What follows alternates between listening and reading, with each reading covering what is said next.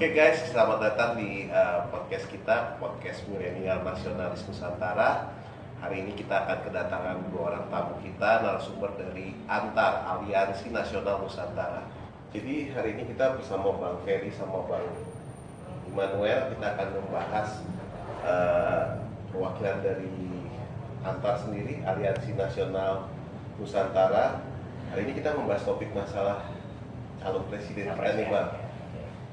Kira-kira dengan ini kan pemilu sudah dekat lah ya, tinggal 3 bulan, 4 bulan lagi lah kita akan ngadapin kan. Ya. Nah, menurut abang berdua nih, gimana sosok capres kita ini? Gimana Bang Immanuel? Kalau saya mengklasifikasikannya ada 3. Ganjar Pranowo layak sebagai penerus Pak Jokowi. Prabowo Subianto itu sangat diragukan. Anies Baswedan berantakan, itu menurut saya. 3 klasifikasi itu. Saya pikir dengan beberapa variabel yang kita lihat, seperti latar belakang, kita lihat latar belakang. Kalau latar belakang Ganjar, kita lihat plus minus. Plusnya itu lumayan ya. Ada pengalaman dengan legislatif kinerja beliau selama menjabat gubernur 2 periode. Nah kalau dari sisi Anies sendiri kenapa Bang? Oh Anies gimana ya saya mau bilang? Saya untuk mengomentarinya minusnya itu mungkin nggak cukup 1 buku juga. Terlalu banyak menurut saya. Loh, tapi kalau dibicarakan seperti itu, buktinya selama kita di Jakarta sendiri kita baik-baik aja loh Bang. Apakah ada program-program yang memang Kalau saya memandangnya 3 capres begini, biar lebih bisa objektif halayak menilai. Anies punya pengalaman di pemerintahan sempat waktu era Jokowi. Sebelumnya dia rektor dari kalangan akademisi ya. Akademisi sempat di pemerintahan 2 tahun, kemudian sempat di eksekutif atau gubernur 1 periode 5 tahun. Kemudian Prabowo dengan karir militernya jadi mentok di pangkat letnan jenderal dengan status beritanya dipecat. Ada apa karena dipecat? Nah itu silakan halayak cari sendiri. Kalau dari kita akan bilang bahwa Prabowo mungkin punya riwayat yang tidak baik di ujung karirnya atau melakukan pelanggaran HAM, silakan publik yang menilai. Bagaimana bukti-bukti yang mengarahkan dan juga data-data. Sekarang eranya data, seharusnya baik orang tua, anak muda terutama sekarang milenial, Gen Z itu bisa melek lah, lihat Google atau lihat mesin pencari, cari data mengenai 3 capres ini. Setelah itu Prabowo juga punya karir sebagai ketua partai, ketum partai Gerindra lama dan juga mencalonkan beberapa kali, gagal. Kemudian masuk di pemerintahan Jokowi, diajak untuk bergabung meskipun partai oposisi, tapi diajak merapat dengan tujuan untuk Indonesia lebih bersatu. Nah, kalau Ganjar, banyak publik yang mungkin belum tahu bahwa Ganjar itu punya karir atau riwayat cukup lengkap untuk masuk ke dunia pemerintahan, masuk ke dunia politik, termasuk hukum. Dia sarjana hukum, kemudian juga master politik. Artinya secara edukasi aja dia lengkap untuk masuk pegang pemerintahan. Kemudian dia juga punya karir politik dari bawah, benar-benar kader, dididik dari mungkin hanya anak baru masuk, lalu pelan-pelan dia naik menjajaki karir di politik sampai masuk ke legislatif 2 periode. Itu nggak main-main loh pengalaman di legislatif. Artinya Ganjar untuk menggodok sebuah undang-undang dia sudah punya pengalaman. Kemudian juga pengalaman yang berikutnya lagi dia di gubernur 2 periode. Gubernur 2 periode, kalau Anies 1 periode. Itu ada bedanya, jelas jauh. Kalau bisa 2 periode artinya kan publik puas sampai terpilih kembali. Tapi publik juga bisa silakan objektif, cari juga datanya. Apa yang Ganjar lakukan sejak 2013 sampai 2018 periode pertama sehingga dia dipilih kembali oleh masyarakat Jawa Tengah di 2018 sampai 2023. Itu banyak prestasi sebenarnya. Termasuk juga ini yang perlu diluruskan soal kemiskinan. Katanya Jawa Tengah provinsi miskin. Iya benar banget. Itu salah besar. Jadi periode pertama Ganjar itu termasuk besar sekali mengangkat garis kemiskinan di Jawa Tengah hampir hampir 500.000 dari masyarakat garis kemiskinan keluar dari garis kemiskinan. Kemudian di periode kedua Jawa Tengah mengubah masyarakat yang di bawah garis kemiskinan keluar dari garis kemiskinan sejumlah 80.000. Itu saya ada datanya, nanti saya akan bicara detail. Silahkan bandingkan dengan Jawa Barat di 5 tahun terakhir, Jawa Tengah 5 tahun terakhir, Jawa Timur 5 tahun terakhir, 3 provinsi Jawa terbesar. Jawa Barat dalam 5 tahun terakhir justru 2018 ke 2023 jumlah masyarakat miskinnya tuh malah nambah. Jawa Tengah naik 100.000, Jawa Timur juga naik 100.000. Tapi secara persentase Ganjar lebih besar karena jumlah penduduk Jawa Timur lebih besar. Jadi, tapi kan beda Bang, ini kan kita bicara skupnya nasional. Ya. Kalau Ganjar kan baru bicara di Jawa Tengah ya. betul. Cuma Ya, kan kan? itu sebenarnya adalah miniatur bagaimana dia berkiprah secara politik, bagaimana dia memimpin masyarakat, bagaimana dia memimpin birokrasi. Jangan lupa juga secara struktural dia pernah memecat bawahan yang struktur yang ada di bawahnya karena terindikasi korupsi dan intoleransi. Iya, artinya dia berani untuk bertindak tegas. Itu ada 3 fondasi dia utama ke depan, yaitu termasuk memberantas korupsi, kemudian juga untuk mengangkat Indonesia industri dan SDM-nya. Nah, itu banyaklah program-program. Jadi artinya dia lebih siap. Oke Bang, kalau dari sisi materi ataupun pengalaman mungkin setiap personal punya pengalamannya masing-masing. Ya. Cuma kita ini kan apalagi di grassroots nih kita punya pengalaman kan. Lagi kita bicara kemarin Abang di area Jakarta sendiri kan Ya. tahu gimana intolerir ini. Bahkan sebenarnya nggak Jakarta pun, di daerah pun ketika pemilihan desa ataupun Kepala daerah ya. kepala daerah pun itu sering terjadi konflik-konflik. Betul. Baik konflik horizontal itu paling sering. Terutama yang selalu diangkat itu masalah intoleransi. Ya. Nah, apakah mungkin ya kalau ini kan segmen kita kan sebenarnya lebih kepada anak-anak muda. Yang dikhawatirkan anak muda kan seperti itu nih. Itu pertama. Milenial dan Gen Z yang Iya, ya. itu yang pertama. Yang kedua, anak-anak ini kan sebenarnya saya nggak tahu lah ya, mungkin bahasa kerennya lebih sensitif terhadap hal-hal seperti itu. Ya. Terjadi intolerir ini kan. Nah, apakah prediksi Abang ini bisa terjadi lagi kah intolerir ini atau bagaimana Bang? Atau bagaimana kita memberikan pandangan buat anak-anak kita ini arah politiknya ataupun ini semua akan baik-baik aja loh pada dasarnya. Tuh. Rekam jejak, Ya. rekam jejak. Baik data seperti kata Ibu Sri Mulyani dan rekam jejak seperti yang dikatakan Pak Jokowi.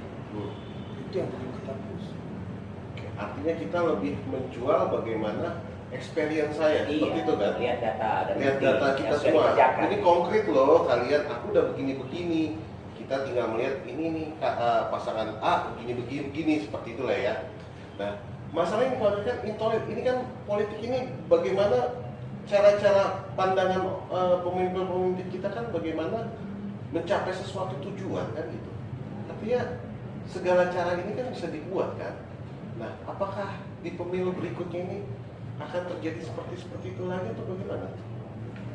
Kalau prediksi Abang dari sekarang, cara menilainya dengan Memang kalau bicara bagaimana niat, bagaimana itikat, bagaimana gagasan, ketika capres pasti akan mengaku dan mengklaim punya program-program untuk memberantas radikalisme atau intoleransi ya, baik itu Pak Prabowo maupun Anies maupun Pak Ganjar. Tapi ya itu dia lagi ya, yang tadi dikatakan Bang Noel tadi. Jangan cuma lihat gagasan, tapi lihat rekam jejak, lihat bukti yang sudah dikerjakan. Pak Ganjar itu jelas di daerahnya di Jawa Tengah kemarin selama memimpin dia melibatkan tokoh agama dari semua kepercayaan. Jangankan untuk sekedar membuat rukun masyarakatnya, tapi dia langsung membawa mereka ke arah program yang konkret. Bagaimana mengentaskan kemiskinan. Dia melibatkan tokoh-tokoh agama untuk sama-sama ayo kita dalam kekuatan umat, ekonomi umat untuk membantu orang-orang atau saudara-saudara kita yang kurang beruntung. Dan itu nyata sudah terbukti dari mungkin pendapatan sekian jadi sekian karena tertolong dengan dana yang mereka kumpulkan. Atau kegiatan UMKM pun juga begitu, mereka membina UMKM, mereka juga memberikan juga zakat atau sedekah dari situ. Jadi artinya nggak cuma sekedar diajak rukun, tapi bahkan diajak langsung ikut program nyata. Artinya Ganjar tahu betul, untuk bikin rukun itu nggak cuma sekedar slogan, tapi mari ajak berkegiatan, mari ajak bekerja. Ada satu pernyataan daripada Ganjar, dia itu kalau saya bilang konsisten dan sudah mendeklar bahwasanya radikalisme itu dia tidak setuju dipakai. Politik identitas dia tidak setuju dipakai. Politik identitas Terutama dengan radikalisme, tidak ada tempat bagi dia. Di dalam satu rapat di provinsi, untuk ASN yang ada di provinsi Jawa Tengah dia pernah katakan, kalau kalian terlibat radikalisme, anggota HTI dan yang lain-lain itu, saya pecat. Apa maaf, Anies pernah berani mengatakan seperti itu sebagai gubernur? Kalau secara catatan sih belum ada sih. Iya. Ganjar sudah mengatakan itu sebenarnya. Bahkan mungkin sudah ada juga mungkin yang ditindak seperti ya. Sudah. Nah ya, itu yang perlu Kita cari. layak, perlu netizen tahu, cari tahu apa yang sudah dikerjakan dan apa konkretnya. Itu komit banget Iya. kalau hal itu, karena itu sangat mengganggu persatuan. Kalau secara track record dari capres kita Pak Prabowo sendiri itu seperti apa track recordnya? Oh, kalau kita bicara track record, kita tahu 2019 lalu siapa sih yang bersama dengan dia? Ya. HTI, FPI. Jangankan dia tegas ya terhadap mereka, bahkan dia diam membiarkan dan itu bergerak di belakang dia untuk mendukung. Entah siapa yang memanfaatkan siapa, tapi yang jelas itu jadi ada. Tapi kan saya bilang itu politik kan, itu kan bagaimana meng-create. Ya, Nah, maksud saya ini bagaimana kita mengarahkan pemilu kita ini kan bentuk create ya Bang ya? kita kan ingin pemilu kita ke depan menjadi pemilu yang lebih sehat. Masyarakat pun juga diedukasi supaya lihat tokoh pemimpin, baik nanti itu pilkada, juga untuk legislatif. Jangan masyarakat itu termakan janji-janji. Mari kita tagih, mari kita kawal, mari kita juga minta konkret. Apa Pak? Bapak mau bikin apa? Ibu mau bikin apa? Belajar, publik harus belajar ke depan, memilih legislatif, memilih pemimpin daerah, memilih wali kota atau apapun, bupati, apalagi presiden. Lihat karya nyatanya, dan itu ke depan kehidupan demokrasi kita pasti akan lebih sehat. Ya. Nah, jadi kalau sudah lebih sehat seperti itu, tentu tidak akan ada tempat lagi untuk politik-politik identitas. Betul, betul. Politik-politik yang memanfaatkan segala cara atau black campaign, hoax itu akan hilang dengan sendirinya. Oke. Jadi mulai dari sekarang kita yang harus bergerak, masyarakat sekarang jadi aktor utama sebenarnya, bukan lagi parpol, elit menentukan ini, koalisi dengan ini. Boleh mereka gabung gimana? Selama masyarakatnya mau pintar, teredukasi, mereka mau bersikap, berani memilih, berani juga menolak serangan fajar, berani menolak dibeli suaranya. Wah, itu Indonesia maju, bakal luar biasa nanti outputnya. Dan terlihat masyarakat Iya. kita makin cerdas. Dan gitu itu kan? yang Ganjar ajak. Ayo, jangan pilih saya hanya sekedar survei. Pilih saya kalau Anda yakin saya amanah. Kalau tidak yakin jangan pilih saya. Itu Artinya, masukan bagus tuh Iya. Pak. Itu saya kita pun juga di sini mendukung Ganjar bukan karena kita fanatik atau lihat partainya, tidak. Kita saya benar-benar kalau ditanya pun saya pribadi pun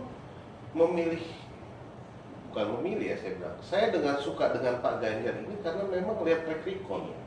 betul. Karena kan ya mohon maaf ya dengan segala kekurangan kita dalam mengetahui personal masing-masing kan mungkin tidak sama semuanya kan.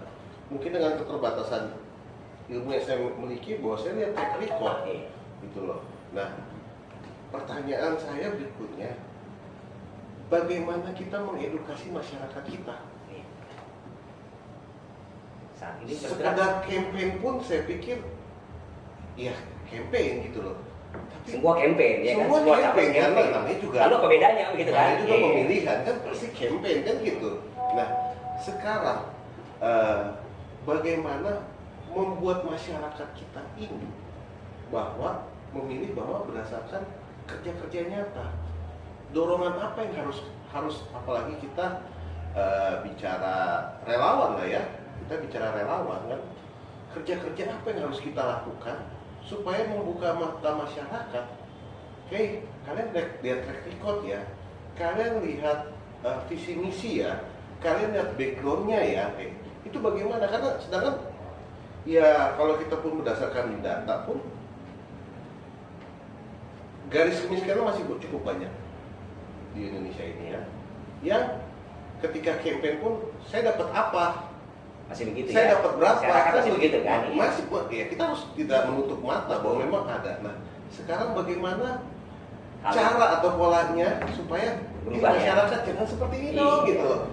Ini pun tujuannya untuk kalian yang terbaik. Nah, kira-kira ada masukan nggak bang kalau dari Iya. abang-abang sendiri nih? Satu sisi kalau saya mau melihat untuk bisa kita lakukan pencerahan kepada Gen Z, latar belakang. Aspek latar belakang ini saya ambil dari sisi risiko. Risiko terbesar perpecahan negara itu kalau kita lihat latar belakang adalah dua kandidat ini punya risiko tinggi untuk terpecahnya, potensi risiko tinggi untuk perpecahan di Republik Indonesia. Prabowo dan Anies Baswedan itu risiko tinggi. Sementara Ganjar tidak punya latar belakang memecah belah. Aspek risiko, saya coba lihat aspek risiko. Nah, mengedukasi masyarakat kita ini bagaimana? Apakah tim kayak kita ini relawan hanya bisa campaign, Bahkan- kalian pilih yang cerdas, jangan ini atau bagaimana nih? Bahkan mengenai koalisi gemuk, seorang capres yang diusung koalisi banyak partai, itu justru kita harus berhati-hati. Semakin banyak gerbong di belakang kita, semakin banyak kepala di belakang kita tentu kan semakin banyak maunya. Gak mungkin nanti capres itu berangkat sendiri dengan otoritas yang penuh, pasti banyak titipan, banyak juga. Wah, saya mau ini dong Pak, saya mau jabatan ini dong. Nah, di situ nanti Prabowo susah, kasihan dia. Membaginya ya. Dengan energinya yang sudah terbatas, di usia yang sudah seperti itu, tiba-tiba ada banyak tuntutan dari partai. Sedangkan PDIP dengan mengusung Ganjar, dia dari awal berani idealis dan tegas. Kalau mau gabung kita, gabung, jangan minta apa-apa. Kalau jika minta apa-apa, lebih baik nggak usah, nggak apa-apa. Artinya nggak mau berangkat sendiri. Artinya dia tahu bahwa yang memenangkan pemimpin ini bukan partai kok nanti ke depan. Meskipun ya memang lewat partai, mekanisme undang-undang kita memang lewat partai, tapi yang memilih rakyat. Ya. Rakyat punya otoritas sebenarnya. Nah, saat ini rakyat itu harus sadar bahwa mereka lah otoritas yang punya wewenang dan otoritas tertinggi di negara ini. Itu yang penting. Jadi jangan mau menukar masa depan Indonesia 5 tahun ke depan dengan sekedar bingkisan Hanya apa, dengan sembako duit atau uang 50.000, serangan pajak. 100.000 gitu Harga ya. masa depan anak-anak kita sama harga masa depan kita, bayangkan kemarin kebijakan ada keluar BPJS, kemudian sekolah gratis atau apalagi sertifikat hutan rakyat yang dibagikan. Kalau kita salah memilih pemimpin saat itu, kira-kira masyarakat dapat itu nggak? Enggak. Rakyat saat ini punya hutan, punya tanah, diambil terus sama konglomerat, diambil terus sama pengusaha, dibagi-bagi sama asing, diolah sama asing, sehingga sumber daya alamnya luar negeri, rakyat tidak dapat apa-apa, dilupakan. Sama Pak Jokowi, dia tahu betul cara nguncinya bagaimana. Dibagi sertifikat, dikasih hak untuk rakyat, supaya masyarakat sekitar terjamin bahwa mereka punya lahan untuk mengolah ke depan. Jangan sampai dilupakan. Itu yang dia jalankan, supaya rakyat memang benar-benar merasa mereka lah pemilik negara ini. Artinya amanat undang-undang dijalankan. Dalam 10 tahun terakhir pemerintahan Jokowi dan Ganjar juga sama, akan meneruskan cara-cara dan karakter kepemimpinan yang seperti itu. Dengan berani menyebut dirinya bahwa dia bukan pemimpin, dia bukan pejabat, dia hanya menjalankan amanat, tuannya rakyat. Itu bukan sekedar slogan, itu sudah dibuktikan ya kan. Iya. Bahwa memang rakyatlah yang menentukan. Dan itu terimplementasi di Jawa Tengah Implementasi, Pak Ganjar ya. betul. Jadi sebenarnya ya. nyata, bukan cuma omongan. Dan itu sebenarnya walaupun cuma sekedar satu kalimat atau sekedar 2 kata, itu wah dalam itu maknanya. Gitu. Kalau yang lain berani nggak ngomong gitu?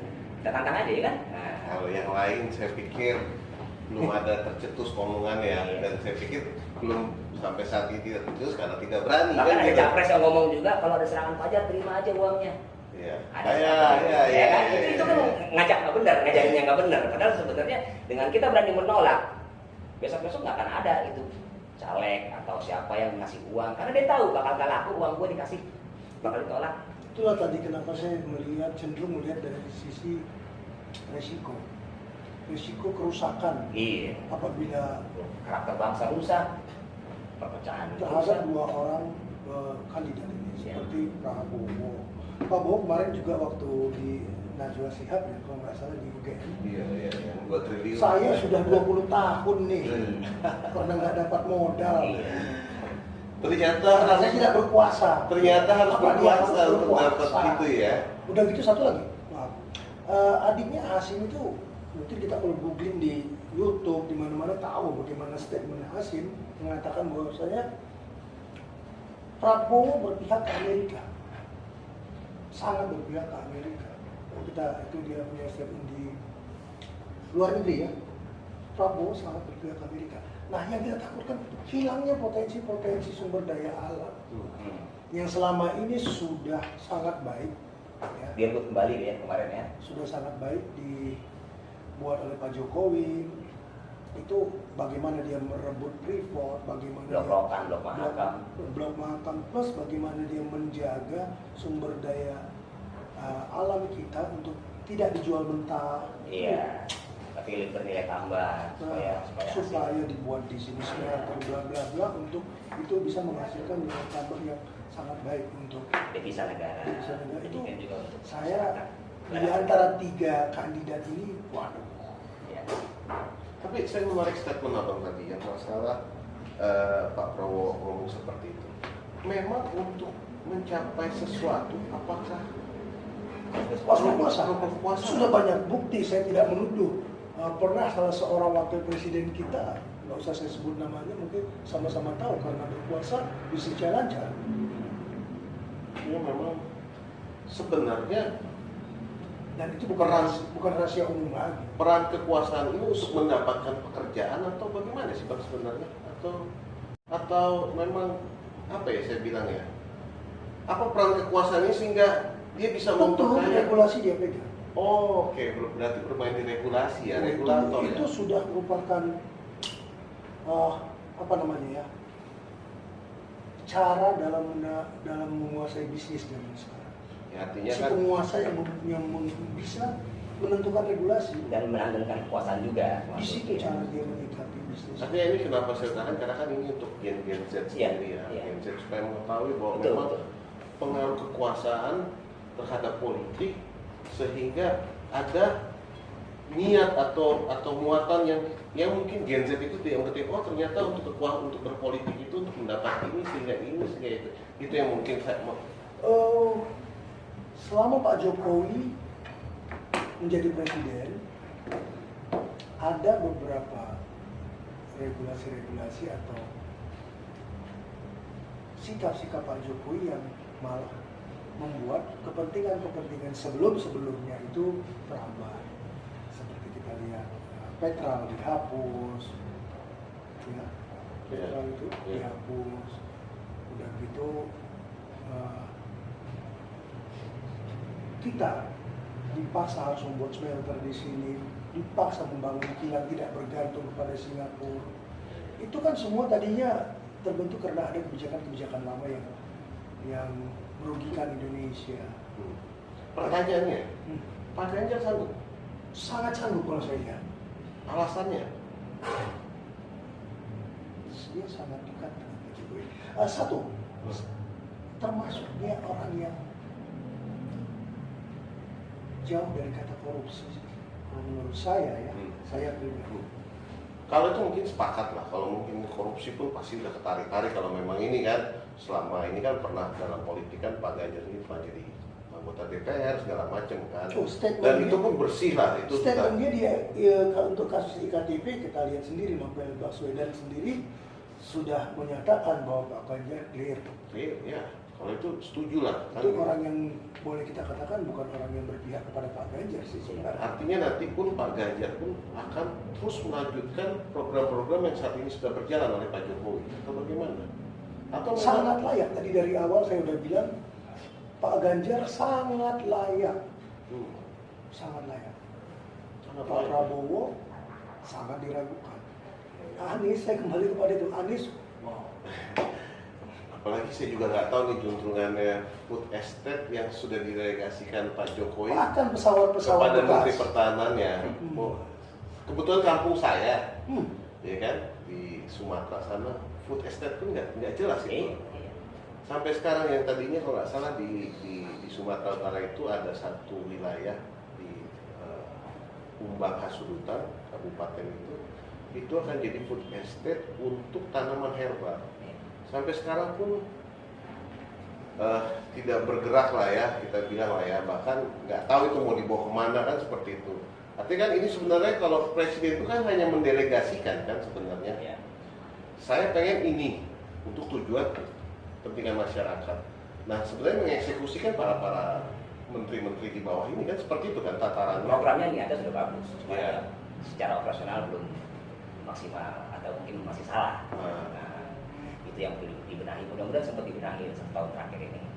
Tapi ini juga Pak, kita tahu Pak Ganjar sendiri kan di PDIP sendiri kan masih ada kepentingan, apakah nanti kepentingan pengaruh dari PDIP sendiri kepada presiden, apakah nanti ada pengaruh tekanan-tekanan ataupun saya bilang nggak tekanan, mungkin arahan-arahan Oh, yang iya. Secara mungkin tidak. pribadi saya melihat Seperti Ganjar yang- ini akan lebih berani daripada Pak Jokowi. Ini Kita terkait- tahu Pak Jokowi juga tidak begitu bisa diatur oleh partai kan.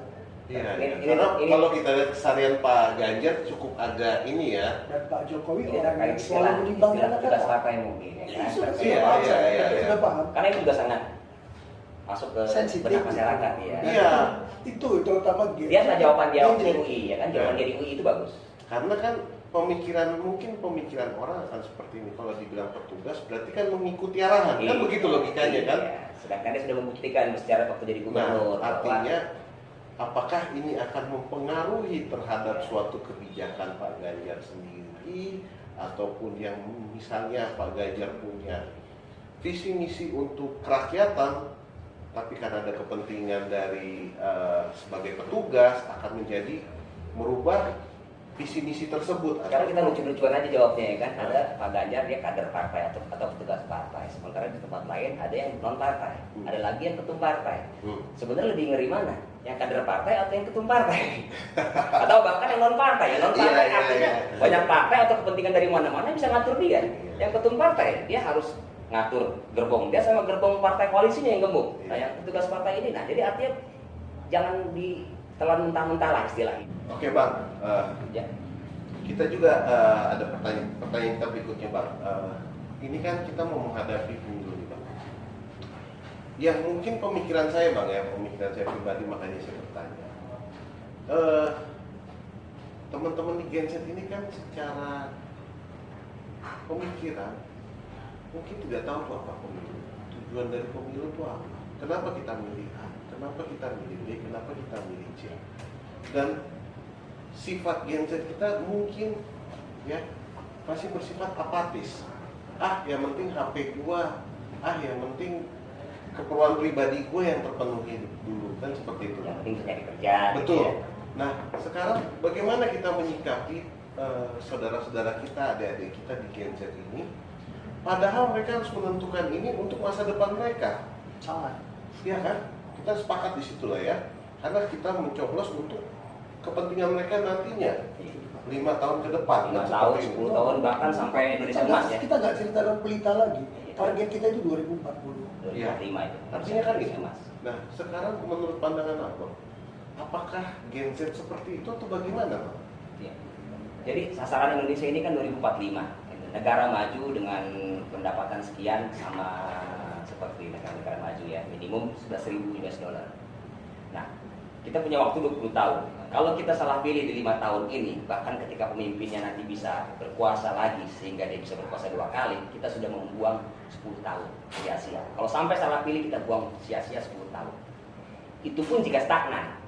Yang lebih celaka lagi kalau ternyata 10 tahun itu kita mundur atau salah konsep, salah persiapan. Ingat, 20 tahun ke depan itu kita harus mempersiapkan ada ledakan penduduk usia produktif, bonus demografi. Iya. Artinya anak muda yang saat ini memilih, mereka akan kena dampaknya langsung. Artinya 5 tahun ke No, kita nggak cerita dalam pelita. Oh, Cerita oke. Orde Baru. Oke. Sekarang Di target 2040 ini. baik jangka pendek 2045. baik jangka pendek maupun 5 tahun, 10 tahun, bahkan 20 tahun, mereka akan terdampak ketika salah pilih pemimpin. Ganjar jelas, dia punya program pendidikan vokasi yang mempercepat bagaimana tenaga atau bagaimana pelajar bisa langsung diserap. Fokus Jokowi kemarin di infrastruktur, kemudian di periode kedua dia di pembinaan atau peningkatan sumber daya manusia. Demikian juga dengan Ganjar, dia sudah tahu akan meneruskan di peningkatan sumber daya manusia, dan itu sudah ditunjukkan di Jawa Tengah kemarin sampai dia mau kasih biaya sekolah SMK gratis.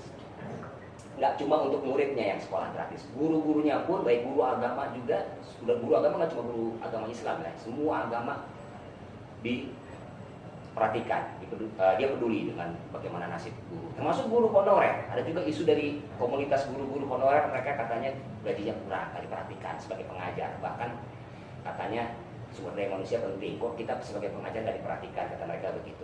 Nah, Ganjar langsung konkret, dia langsung bertemu dengan mereka, dia juga langsung naikkan upah guru honorer yang mungkin pas-pasan atau di bawah layak, makanya langsung dinaikkan jadi UMK, upah minimum kota atau kabupaten lewat APBD. Dia berani langsung sebagai pemimpin langsung tutup kasih gaji. Artinya pengajar di wilayah Jawa Tengah sudah dipraktekkan sama dia untuk mendapatkan kesejahteraan seperti itu. Ada 5.000 guru ditanggulangi dari APBD, kemudian keluar juga didukung sama undang-undang dari pemerintah juga untuk bisa ditiru oleh wilayah-wilayah lain. Nah, itu jawaban untuk para pengajar ke depan. Ganjar juga pernah bicara di dialog UI bahwa atau dengan kemarin dialog di UGM dengan Najwa itu, dia ingin bahkan lulusan terbaik kembali ke kampus untuk memberikan ilmunya, menyumbangkan ilmunya. Supaya apa? Supaya SDM kita ke depan memang orang-orang yang terpilih, orang-orang yang kompeten. Artinya dia selain dia peduli, dia juga sudah punya gagasan dan sudah punya ide konkret dan sudah dijalankan, dan dia ingin itu digerakkan secara nasional. Gitu. Ada ketakutan dari anak muda, milenial dan juga Gen Z tentang masa depan, terutama isunya isu lingkungan. Yang kedua isu lapangan kerja. Jadi ternyata Gen Z ini juga peduli dengan lingkungan. Makanya bagaimana Ganjar siap dengan gagasan blue economy dan green economy itu juga sudah menjawab bahwa dia calon presiden yang paling siap. Nah, itu akan dipraktekkan. Jadi artinya bagaimana kita membangun negara ini pun juga nggak serta-merta main asal bangun, tapi juga memperhatikan kesinambungan lingkungan, keberlanjutan, isu sustainability secara global dia perhatikan. Cuma pertanyaan saya begini, Pak. Ya. Kita nih melihat sendiri gitu kan. Kalau abang pun mungkin, aku lebih kepada hal yang konkret ya bang ya, hal yang konkret. Anak-anak kita ini kan sebenarnya anak-anak teknologi kan gitu. Yeah. Dan saya juga tidak melihat ada gairah dari teman-teman di Gen Z ini untuk ini pemilu apa sih, kan seperti itu, betul kan? Nah sekarang bagaimana membuka pola pikir adik-adik kita ini bahwa hai kamu harus ikut pemilu, kamu harus coblos nih, kamu harus coblos Pak Ganjar nih, kan begitu, supaya bonus demografi ini Anda dapat merasakannya, kan seperti itu, manfaatnya akan Anda merasakan. Nah bagaimana mengarahkan anak-anak Gen Z ini supaya mau itu loh Pak, karena kalau saya pribadi melihat secara pandangan mata saya, mereka sudah nggak peduli itu apa itu pemimpin, ataupun mereka mungkin saat ini mungkin tidak merasakannya, kan seperti itu. Nah sekarang itu bagaimana? Apakah memang kita harus membuat suatu sistem atau cara bahwa yang bisa menekan mereka ini orang-orang tua bahwa kamu harus ikut memilih atau bagaimana? Atau edukasi seperti apa yang harus kita buat? Edukasi politik memang sangat perlu bagi orang yang belum merasa penting dengan politik, tetapi mereka sudah pemilih. Sudah pemilih pertama. Gen Z ini sangat perlu edukasi politik dengan sasaran siapa yang akan kita pilih. Mereka masih cuek dengan itu. Nah tugas kita dari sosial media sangat perlu menggunggungkan, terutama apa yang dicanangkan oleh Pak Jokowi. Lihat latar belakang. Nah, menggunggungkan latar belakang dengan membiarkan latar belakang siapa masing-masing ini orang dari sisi negatif dan dari sisi positif. Itu membuat mereka akan cari siapa sih sebenarnya. Makanya sebanyak-banyaknya kita tebarkan. Sebanyak-banyak kita tidak membuat black campaign ya dari kalau saya cerita sisi negatif bukan black campaign, tetapi membuka latar belakang yang sudah terjadi. Anak-anak ini nggak tahu. Apakah anak-anak ini tahu siapa cerita Orde Baru dulu? Gen Z ini tahu cerita Orde Baru? Tidak semua mereka tahu, dia masih kecil. Ya. Jadi gini Bang, pernah saya satu ketika buat podcast juga dengan teman-teman Gen Z. Kala itu saya undang anak-anak SMA kelas 3 yang memang pemilih pertama pada hari ini. Iya. Yang saya cukup surprise, saya cukup kaget dengan jawaban mereka. Saya tanya seperti ini, Anda tahu capres-capres sekarang nggak? Ya, gitu. Enggak. Terus dari mana kamu tahu? Saya googling Bang katanya. Saya cari, saya lihat historicalnya by googling. Coba pertanyaan saya, ketika nanti pemilu, apalagi kan kalau nggak salah pas Valentine ya, kamu lebih milih waktu kunjung pacar apa kamu pilih ke TPS gitu? Iya. Akhirnya terbentuklah di otak saya ini. Atau mereka main Mobile Legends, akhirnya saya terbentuk pemikiran di saya ini. Apa pemerintah ini perlu bikin satu aturan kalau milih dapat coklat seperti itu kan di otak saya untuk menggugah hal seperti ini. Karena begini Bang, yang yang saya tangkap adalah saya pengen mengarahkan bahwa anak-anak ini you punya suara. Ketika you punya suara itu berharga untuk Anda. Itu yang maksud saya pengen saya arahkan seperti itu. Nah, menurut pandangan Abang enggak? Nah, itu yang ada di otak saya ya. Ini gimana caranya untuk memilih ini kan? Pas dapat di ini kan selama ini kita kalau nyoblos cuma dapat tinta. Kenapa nggak dibuat regulasi? Kalau nyoblos dapat coklat, misalnya seperti itu untuk kalangan Gen Z misalnya, untuk pemilih-pemilih pertama seperti itu loh. Nah, karena kekhawatiran terhadap niat gak mereka tahu. Aku salutnya mereka tuh udah searching, oh si Anu begini, oh si Anu begitu. Mereka sudah searching di handphone mereka gitu loh. Nah, itu bagaimana? Apakah kita perlu buat seperti itu atau bagaimana? Atau terlalu ngoyo atau bagaimana ya? Boleh-boleh aja sih program-program yang menarik itu seperti itu. Boleh. Tapi jangan cuma datang ke TPS lalu coblos, asal coblos. Justru itu kan coblos orang yang tepat.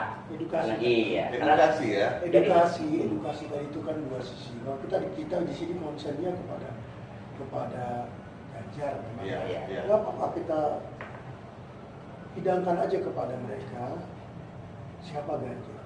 Dengan segala prestasinya. Jadi googling ya. Itu kita begitu juga dengan kandidat-kandidat yang lain.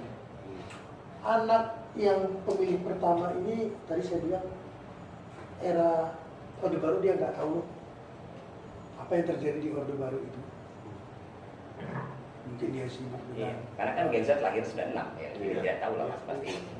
Kita ceritain aja sama dia. Prabowo itu orang yang berangkat dari latar belakang generasi Orde Baru. Iya, dia menantunya Soeharto. Benar. Bagaimana latar belakang Prabowo? Enggak apa-apa kita ceritakan.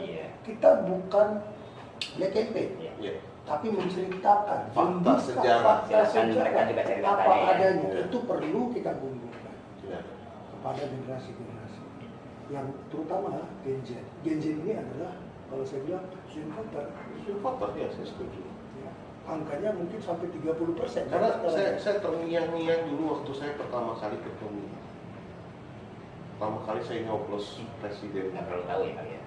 Nggak terlalu tahu calon siapa gitu. Iya, artinya malah arahan orang tua sebenarnya pada saat itu.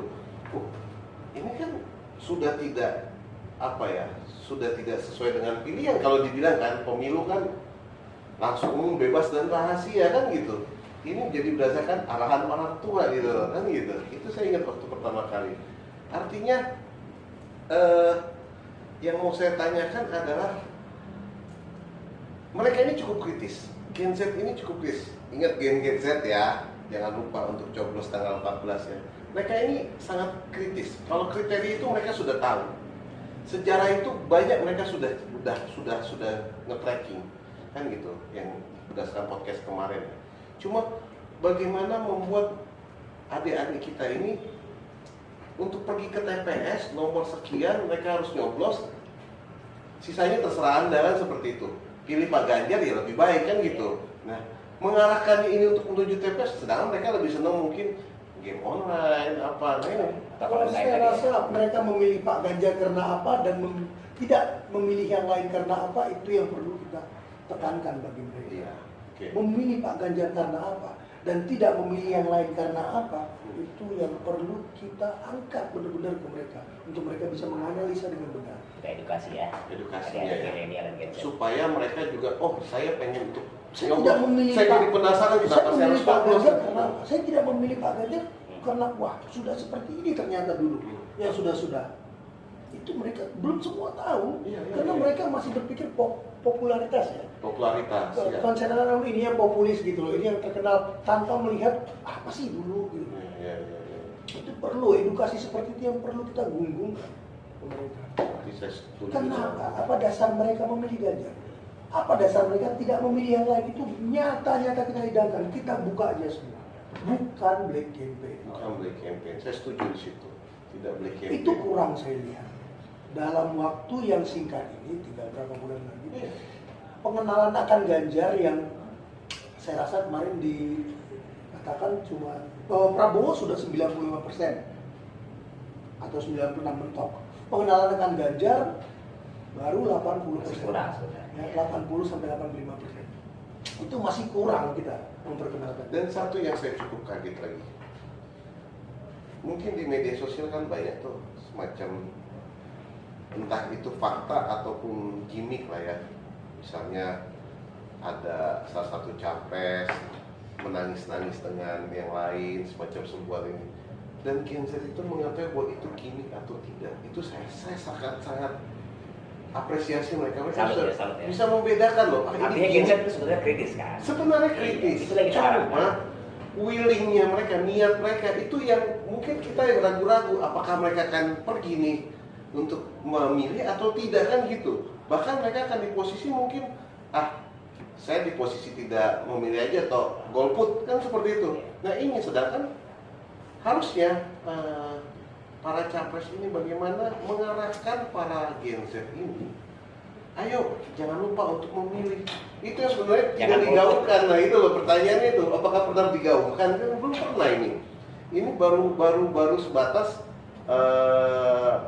rekam jejak lah yang digaungkan kan seperti Kalau itu. saya nggak melihat di antara ketiga baca pres ini untuk mengarahkan mereka jadi tidak memilih atau dikata tidak memilih ya. Justru mereka di tiga baca pres ini mengarah. Semua ini tarik menarik sekarang.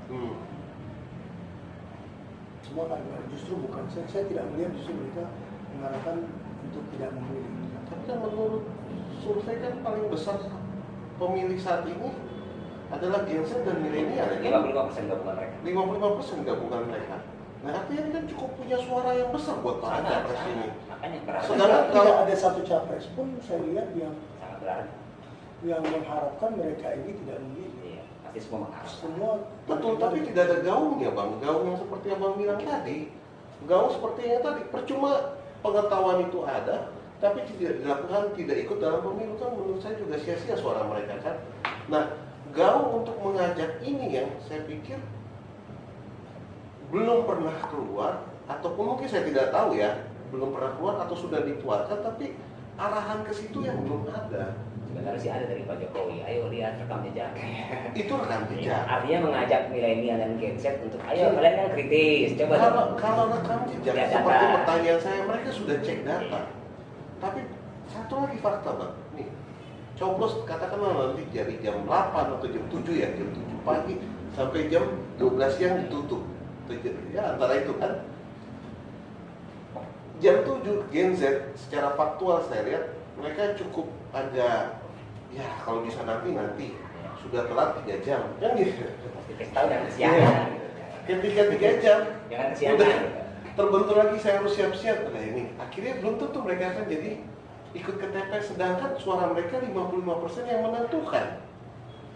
20% atau 30% aja mereka dengan games mereka yang belum kelar, game online mereka yang belum selesai, akan minta waktu dan tutup, tidak bisa ikut pemilih. Kan sayang. Nah maksud saya kenapa gak kita arahkan juga tambah untuk Pak Ganjar? Bagaimana Pak Ganjar ini, ayo gaungkan dong Pak, ajak supaya Gen Z atau milenial ini datang ke TPS. Itu yang belum pernah nih. Ya baik untuk milenialnya, Gen Z-nya, kemudian juga Gen Z-nya yang sudah Apa nunggu pembukaan kah gitu? Yang Mungkin sudah karena di- belum dibuka pencapresan atau bagaimana nih Bang? Kalau saya track record nggak perlu kita omongin, mereka pasti mencari historicalnya. Itu yang terjadi dan itu saya justru konsennya perhatiannya justru takut track record lingkungan. Kenapa? Karena mereka lebih konsentrasi kepada populis. iya. Ya. Pihak di luar Ganjar ini mencari popularitas terus dengan cara itu dia menutupi latar belakangnya. Ditutupi semua ya. Dengan cara itu dia menutupi latar belakang. Iya, Kita iya. yang harus menggunggungkan latar belakang. Data-data yang benar, bukan black campaign-nya, kita hidangkan saja. Saya nggak sanksi Genjet ini tidak milik, mereka milik. Yang saya sanksi mereka justru Objektif atau tidak kan gitu. iya. Nah itu yang perlu edukasi bagi mereka. Nah, Itu sangat kita butuhkan di saat yang bersamaan dalam waktu yang dekat 4 bulan nanti. Dua sisi mata pedang kalau menurut saya harus segera secepatnya kita harus kita gaungkan dari Gaungkan. sekarang. Jadi ya itulah tugas-tugas Bukan sukarelawan data, ini. Sebenarnya untuk para orang tuanya juga, karena kan orang tua itu bertanggung jawab terhadap 20 tahun Indonesia ke depan, yang mana akan berpengaruh terhadap pendidikan anak-anaknya dan juga lapangan kerja anak-anaknya. Ketika bonus demografi ini salah olah, Indonesia bukan justru menikmati negara maju, justru negara hancur. Itu terjadi di negara yang gagal memanfaatkan bonus demografi di Afrika Selatan. Mereka kalau kita habis anggarannya untuk kalau kita analogikan seperti bersekolah, habis SD SMP, habis SMP SMA. Kalau kita salah memilih pemimpin, balik lagi SMP, nggak jadi SMA, besok milih lagi balik lagi. Nggak terus orang sudah sampai S3. Iya. Jadi kita berkutat di situ ya padahal. Bolak balik maju. Ingat, tidak ada satu negara maju pun di dunia ini yang setuju negara berkembang itu menjadi negara maju. Itu satu prinsip. Jangan kita mau dikecoh. Ini berisiko. bagaimana ya tadi? Artinya ini perlu dipertajam nih. Banyak negara di luar Hampir sana semua yang negara. ingin kita nggak jadi negara maju gitu kan? Tentu. Iya, artinya itu harus tahu, anak muda harus tahu bahwa kita tuh ingin dibuat jadi negara berkembang terus-terusan. SMP balik lagi SD, SMP balik lagi SD. Padahal kita bisa jadi negara maju dari kemarin-kemarin kalau pemimpinnya benar. Kan selama Iya. ini Sudah dibuktikan sama Iya. Pak Jokowi dan Selama tinggal ini. kita melanjutkan. Tuh, Ya. milenial Ini kan yang juga bonus demografi tadi kan. Ada bonus lagi Iya. dari sisi demografi. cari tahulah mengenai Freeport, cari tahulah mengenai riwayat Blok Rokan, Blok Mahakam. Bagaimana selama ini Indonesia dari 3 ini saja sudah dikeruk habis-habisan hartanya, sumber daya alamnya, lalu direbut sama Pak Jokowi.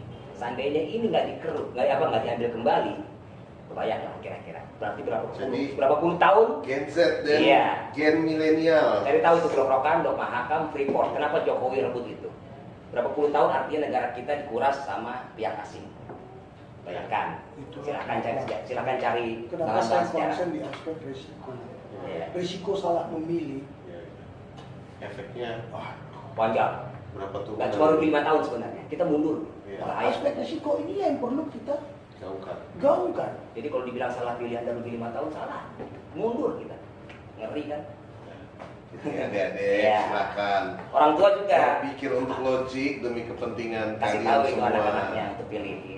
Ya, jadi cukup sekian podcast kita kali ini ya Bang ya. Terima kasih buat waktunya, pembahasan kita, tujuan kita bagaimana Gen Z milenial ini ikut punya peran serta dalam memilih Pak Ganjar dari track record beliau yang sudah memajukan Jawa Tengah untuk ke Indonesia lebih maju serta resikonya. Jadi Serta risiko apa?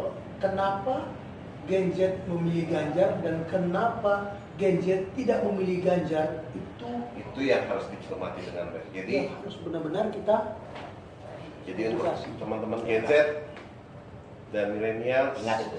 Ingat. ya. Karena masa depan Anda ditentukan oleh Anda sendiri. Jadi demikian, semoga Aliansi Nasional Nusantara makin berkembang ya Bang ya. Tetap jaya, tetap Amin. sukses. Amin. Demikian. Sukses. Terima kasih.